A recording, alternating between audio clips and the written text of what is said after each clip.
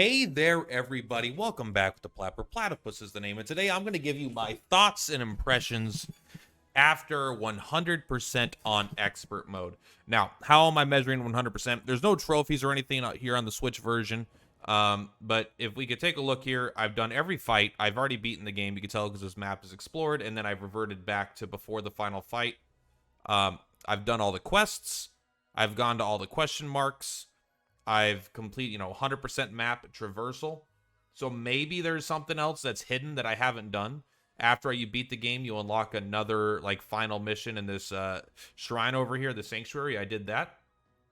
And, yeah, finish the Colosseum. Not that, obviously, you don't finish the PvP aspect, but I did the Colosseum. And then if we look here at our quests, boom, boom, boom, I've done 175 quests. So if there's another one that I don't know about, then I don't know about it.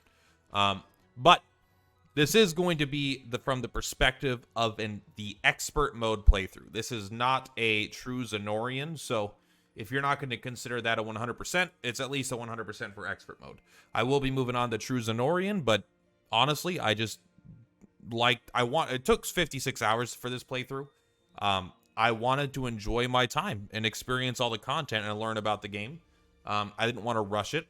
But even then, even if I would have rushed it, I think that I still wouldn't have gotten there fast enough to be relevant. Like, I wouldn't have beaten anyone else because other people got there very fast. And I just beat the game today, and I know people on their third or fourth playthrough, So basically, I just don't have as much time to play as I would like. But we did make it through. We are in expert mode. So what do I think about the game overall? So overall, I think this game is easily worth its price tag. It's a truly, truly wonderful game.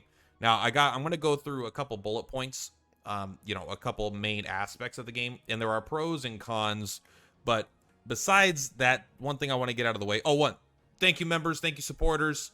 I appreciate you. Thank you for supporting the Plat. If you guys want to support the Plat, consider becoming a member. It does help. It helps approximately 75% of the money you spend. I think that's how much I get. I don't remember. But bullet point number one, and we're not going to talk about it very much, is the story. About 5 hours into the story, I personally just got bored and I started skipping the dialogue. I just was not interested with what was going on, what the people were saying. I tend to not like stories where every single cutscene is introducing a new character because I just don't get connected to any of these characters and I just don't care about them at all, right? Like, if we take a look at the character list, how many characters do I have? I don't even know how to tell, right? I got a lot. A lot of these are generic, but a lot of them are not generic too. So I ended up skipping scenes, and I basically got nothing out of the story, which means I'm not going to say it's good. I'm not going to say it's bad. I'll say I got bored, and then I skipped the rest. So for me, it's not really applicable. NA on the story. So what are the main systems here? I'm not going to go this isn't like a tutorial, so I'm not going to talk about each individual system. But overall, the combat, I think the combat's really good. Some people have gotten... I've gotten negative comments, not a lot, but a couple where they're like, it's such a, the auto battler kind of comparison. And to be fair, I was the first one that I heard compare it to an auto battler. I'm sure other people did it, but when I first played the game, I was like, oh, it's like an auto battler. However, I don't really consider it an auto battler in most senses because then Fire Emblem's an auto battler, right? You take your units on the map and you have them target another unit and they fight, right? Oh, hello. And that's really what because even in Fire Emblem, you don't control the in-combat attacks, right? You know what they're going to attack with their sword based off their stats when they enter combat. And so in a way, this is like a way more deep and complex Fire Emblem in the individual combats because you have so much more control over how the combat plays out. Now, so the combat's really good. I really enjoy it. The highlights of it for me are team building, is some of the best in a game ever. That I've played anyway, just building a cohesive unit with an identity and a goal. And it's kind of like building a mini deck in Magic the Gathering or something like that. It's like if you like building decks, this could be really good, or just theory crafting in general, because let's take a look at this team is like the quintessential team. It's like a combo deck kind of team, right? He goes first, makes everyone goes fast, gives her high agility. Then she does her You know, Glacial Rain, which gets instantly triggered, but then also instantly freezes and then stuns them all. So then you get a follow-up attack guaranteed with the Dragoon Dive, and then you get to do another Glacial Rain because they were stunned. Like, you get to do like this really cool like engine basically. And then the items are hugely influential. The items are insane. Look how many items I have. I mean, these are a lot of bangles, I'll be honest, but like, there's so many items, and so many of them do so many different things. They're just like, I never even use haste and cast, which is really good, by the way. Don't I have another one that's basically that exact same thing, but the lips band, if in my favorites? Let's take a look. Hastened action. Activates at the start of battle. Oh, okay. One of them activates at the start of battle. Got it. But so like the items and teams and the diversity of the classes, or, you know, or the jobs, the classes, whatever, are so good. It's so fun to just sit here. Like, I can't tell you how many hours of my 54 hours I've sat, unless it doesn't record it, but it's like where I've sit here looking at units like, all right, so like, what's a good example here of a unit that I've actually done it on? Rosalinda. I'm like, all right, Elemental Roar deals damage based on the number of fairies. Well, Primus Edge, if you go first, will give you a fairy. Combining that with Rage of the Fairies means you start with 2 fairies and you stun a row. And then if you Primus Edge while you have 3 PP, you're going to get that. Okay, so you get that many fairies. But how is she going to go against CERN? What if she gets damaged? Okay, well, maybe I want, you know, this other character here. Or, like, for example, this is a great character here. You can make a dodge tank version of the... one of the best dodge tanks in the games are the shield shooters, because you could use the mirror great shield, right? There's like a mirror great shield, which gives you... It's not that one. Let's find out where's that one at. There we go. The Mirage Great Shield, right? Plus 50 evasion. Then you can get a different bow that gives you another 20 evasion. So this is like, instead of an accessory slot that gives you 20 evasion, you could have literally a 50 evasion accessory, which is like better than everything else. So there's just so much flexibility here. I mean, I'm going to ramble on, but the amount of interesting, fun skills that could be combined in fun, interesting ways is incredible. The negative of the system. There are ways to... The game feels like it's built in a lot of ways to cheese. Like, and when I say cheese, I don't mean... like, good tactics isn't cheesing. But this is not as much built on good tactics as it is bypassing mechanics. I guess that's how I would define cheesing. There's one where it's like engaging with enemy mechanics and overcoming them. And then there's teams like this, which their entire core purpose is to completely bypass anything the team does. No matter what combination of units the team has, this is designed to beat it. And how is that? Is because, like, this team is built around, if we put the Lips Ring on, for example, you know, this has guaranteed max initiative at the start of the fight. And then you do an AoE stun and freeze and kills most people. And if it doesn't kill them, you do it again, you kill everything, right? So it's like, it doesn't matter what they do. Like, you just go faster and kind of bypass their mechanics. And it does, of course, there are some counters, but like 95% of teams. And then there are other teams like that. It just feels like you're always trying to cheese stuff in a way, you know, where it's like, oh, this guy has all these things that they could do. Well, I'm just going to put an evasion tank in the front. They don't have any true strike. They just can't do anything. And the other units of my team don't matter. So I do feel like the game is too easy. On expert mode, I know there's a harder difficulty.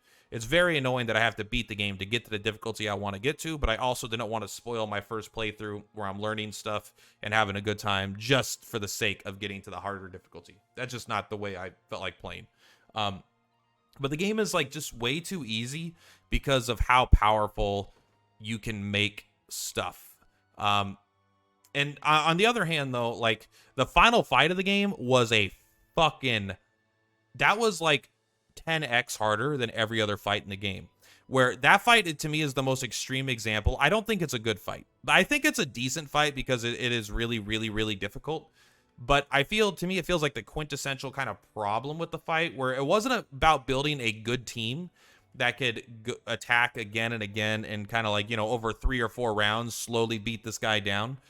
With little bits of advantage. It felt like you had to cheese it and completely obliterate him by abusing mechanics, right? Like I beat the final fight by, he's not stun immune, right? So the start of the fight, I would stun him. Then I burned him. I got him to level 5 burn. I probably should have just done poison. I bet if I did one thing of poison on any of these characters, it would have done more, but I kind of forgot poison was a thing.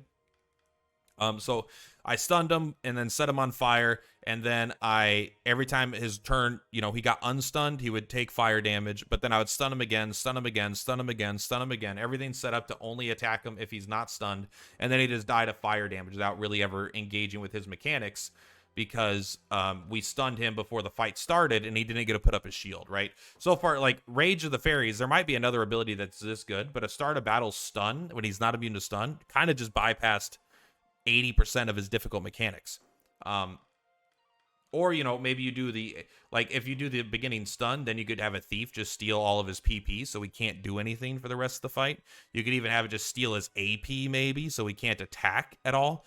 Like, that's probably, it felt like the whole fight was almost built around knowing that you had access to Rage of the Fairies. Now, I'm sure there's lots of tactics that work, like having it's like the one fight in the game I remember where I was like, oh man, I really wish I had a built-up Sword Master, because the Sword Master has a like an 8-hit combo and it gets rid of shield. But the point is, like, the final fight was really, really difficult, but it felt to highlight that it was like, all right, your team either does literally nothing and it gets completely bodied and he heals to full, or you absolutely body him and you bypass all of his mechanics. And is that a negative? Yes and no. I think so again, the most fun I've had is the team building, and being rewarded for that team building is very fun. But I feel like, honestly, like, my team got built right about here when I got to the Coliseum. That's when I got I think the quick impetus thing where I could do like the AoE Dragon Lance. I might have gotten through this area without doing that, but then it's like the instant first turn nuke. It worked all through Elheim, all through Bastorius, and all through Albion. And then it even worked in the final fight all the way up to the final boss, where it's like my unit almost never took any damage for the entirety of the game. And so when I'm doing that, it made the game feel too long. Every fight felt identical. Even though there was a lot of different enemy types, a lot of different situations, you put yourself on a flyer, you put yourself on a watchtower and Wyvern dive straight to the final boss of that map and one-shot them with your super nuke team. It just made every fight feel like, all right, there's no issue here. You just go over all the obstacles and then you blow them up with a tactical nuke. And I know that's partially my fault, but like this is the impasse here. I could artificially increase the difficulty by not doing things that I find that I feel like are more optimal. But then that takes away one of the most fun parts of the game. One of the most fun parts of the game is building powerful teams that work really well. And so to then purposely not use like, oh, this is the most powerful team that I know how to make right now, and then not use that to purposely use like other team, it just feels like that's not what the game is trying to get me to do. So there are issues there. Other than that, though, like I had a ton of fucking fun with this game. I played it pretty much every free moment. Dragon's Dogma 2 is out, and I haven't even played that yet, right? I've only played it like an hour, and then I came back to playing this. I'll probably play Dragon's Dogma 2 for about 5-6 hours today, and then come back to start my Zenorian playthrough. But the point is, I'm going to be doing a second playthrough of this. That's my plan. I'm going to at least start. We'll see how far we get. I would like to go through and play it. Once Euden Chronicles is coming out, though, I'm probably going to switch over to that. But I got a lot more builds that I want to make and stuff like that. The last fight here really was an incredible step up in difficulty. If I remember, there were 2 tough fights. There was this fight here, and then I think it was the final fight here where you had like the 3 towers or whatever, and you had to capture all 3 of them. It was like a weirdly difficult fight. Oh, maybe it was this one. The last one in the Elfheim place. I think it might have been this one, because there was like one fight where it's like you have to hold 3 different gates and 2 different entry points. So you had to have like 5 units just on defense almost, it felt like 4 or 5 units just on defense. And then you had to go and fight the relatively hard fight. Absolutely. Once you figure out how to beat them, of course, then it's no problem. But yeah, I mean, overall, very positive experience with the game. The issues are almost because they refuse to give up on. They let you be so powerful if you really want to be, that it made it let you be powerful enough to trivialize at least expert mode. Maybe Zenorian will be significantly harder and require more reloads and just be more difficult.